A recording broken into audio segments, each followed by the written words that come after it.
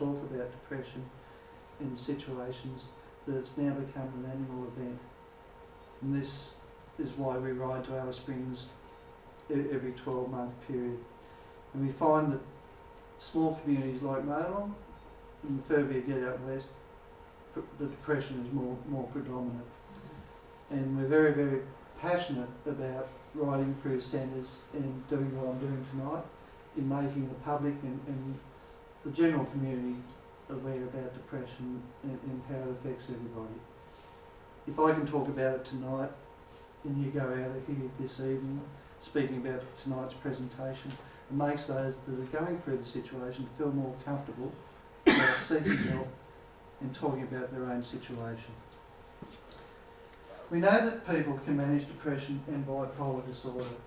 We know that treatments are available, and it's vital to seek early help to avoid longer term suffering. So how can you intervene early? The first step is learning how to recognise the signs and symptoms and know when to seek help. So I'll now take you through some of the common features of clinical depression.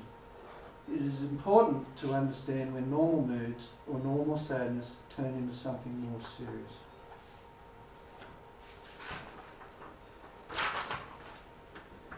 It's important to remember that mild mood swings are normal. Like we all have mild mood swings. Definitely, I find quite often at home dealing with the wife.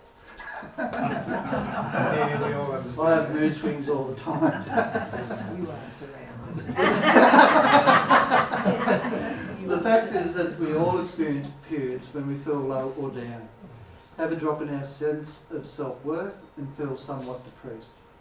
Experiences such as having a bad day at work, an argument, or hearing some bad news can impact on our mood. In turn, self-esteem can be affected, or confidence may be altered, and perhaps we may become more pessimistic. Sometimes we can even feel sad for no reason at all.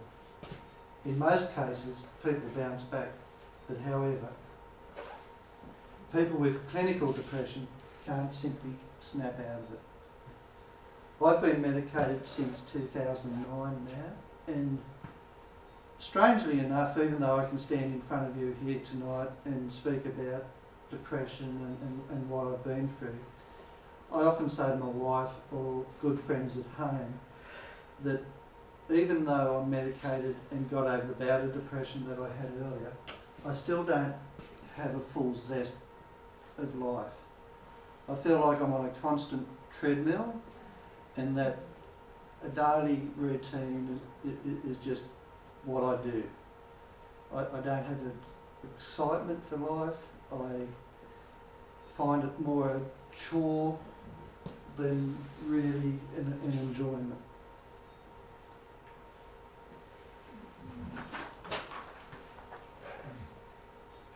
This means that the usual strategies individuals have to lift their mood don't work. Someone with depression can start to feel quite isolated and withdrawn from the life going on around them.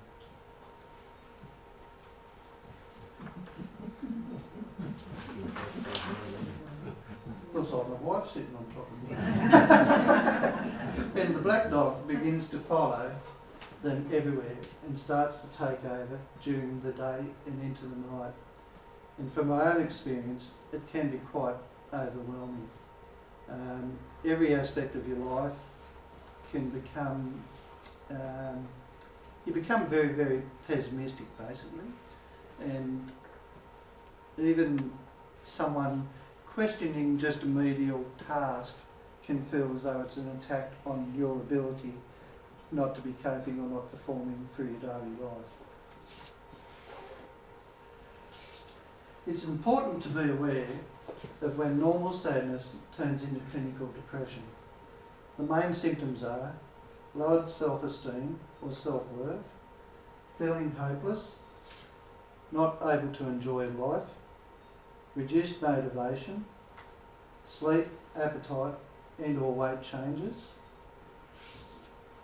I struggle very, very regularly with my weight.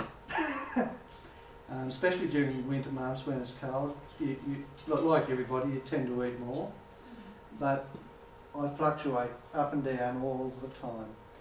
And being motivated with depression, you really, really should regularly exercise. But I'm probably one of the worst, even though I'm an advocate with the Blackdog Institute.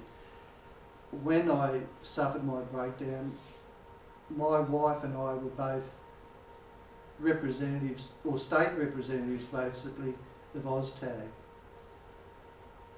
The same year that I had my breakdown, I played in a team that took out the national title for over 40s in OzTag, believe it or not.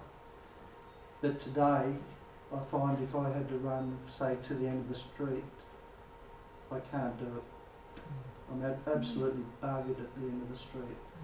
And it takes extreme energy to go through day to day because your metabolism is affected. And that's what I really, really want to try and itinerate tonight, is that depression doesn't just affect one's mood, it affects your whole body. It's a whole body experience. And I often say to staff at the Blackdog Institute, and if I can say here tonight, until mental health in Australia is seen as being a medical condition, I truly don't believe that it will be fully accepted as, like this gentleman here was diagnosed possibly tonight with testicular cancer, or this woman here, breast cancer. Depression and mental health is just another condition, just like any other sickness. Variety of emotions throughout the day, feeling worse in the morning and better as the day progresses. Changed sex drive, absent or reduced. That's one thing that my wife and I, for years now, just due to the condition that she's beside me, very, very honestly, when I went through the breakdown, I was very aggressive towards my wife. Not that I meant to be, but in the daily situation, Tanya, my wife, every aspect she would say, Rod, you're not interested in playing with the kids after school, or you're not doing the vacuuming, or you're not washing up. It's not that I didn't want to, it's the fact that I wasn't thinking of doing those things, and my energy level at the time, I just wasn't doing it.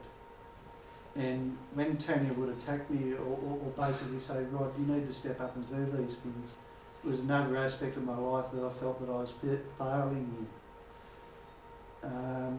And it got to a situation where Tanya and I basically got further and further apart.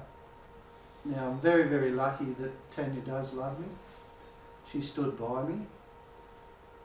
But this is why I'm passionate about speaking about depression tonight. Regardless of whether it's male or female, but I will impact on male. Time and time again when I'm on Blackdog ride, I have gentlemen or men in rural communities say, Rod, my partner or my wife left me. What have I got left? And I am truly a huge believer in that. That's why male suicide in Australia is so high. I'm not saying that it's only men, it could also be a female, but if your partner's the only person at the time that's tried or put any understanding into what you're going through at the current time and they walk out the door, what have you got left after that? And I truly am a firm believer is that's why suicide in males in Australia is so high. Poor concentration and memory, that's one thing I struggle with on a daily basis. Lowered energy levels and reduced pain tolerance.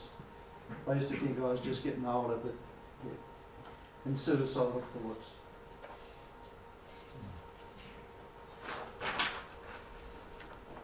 The general rule of thumb is 5 or more symptoms persist for most of every day for 2 weeks or longer, and these interfere with a person's ability to manage at home or at work. then it is time to seek help. We would recommend an assessment by a GP or psychiatrist, and I will talk about how to seek help later in this presentation.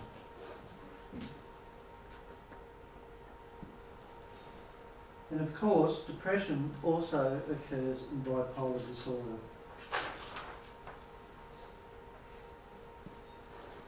Bipolar disorder describes the exaggerated swings of mood from one extreme to the other. People with this illness often describe it like living on a roller coaster. Individuals can experience recurrent episodes of high or elevated mood, known as mania or hypomania, as well as clinical depression. An episode of high or elevated mood might last for a few days or even weeks, and we'll look at some of these symptoms of an episode on this next slide. I personally have dealt with a number of employees under my management. I work in a management role in a large Toyota dealership. Over the last 4 years, even though I suffered depression myself, I've had to manage 2 employees that have had bipolar disorder. And sadly, I was very understanding of one employee that had bipolar, that he used to regularly say to me, "Rob, I've got my doctor's filled, I don't need this medication." And sadly, he went off his medication and became very, very aggressive at work, to the point where one day I had to have police officers come down to the business and escort this young fellow from the premises of the business. And that was heartbreaking for me, because at the time I understood what he was going through. I understood that he struggled on a daily basis with his condition, and I looked at myself at the time, and I really did consider that I looked after him more than probably anyone in the business. But in the end, he ended up pointing the finger at me and saying, "You're the reason that I don't have a job anymore." And I absolutely, we pass each other in the street, and I find it very sad that, you know, him and I don't speak anymore, which is sad. When experiencing a bipolar high, an individual may act in the following ways that are outside their usual character: loss of inhibitions and recklessness.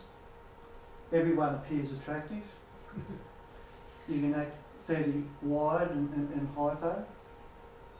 Boundless energy and very little sleep. I find, even though I'm medicated at the moment, quite often I'll get to roughly about 3:30, 4 o'clock in the morning, and I'm wide awake. I don't jump out of bed and be active, but I find mentally I sleep really, really well, you know, from about 10:30 right through, get to about mid-morning, and bang, I'm conscious.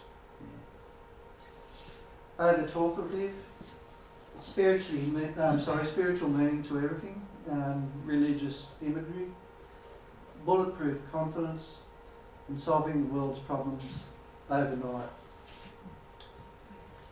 Funnily enough, just yesterday afternoon, I took my wife and family for a drive. Oops, I'm going backwards, I think. I took my family for a drive to Nundle, which is up in our region, and the young fellow that I'm speaking of rides a sports bike, and he actually passed me on the highway doing well over probably 200 in excess kilometres an hour, and quite often I see him on the highway doing similar speeds. Yeah, so he's very, very, very reckless. So I've lost my place in there. Just pardon me for a second.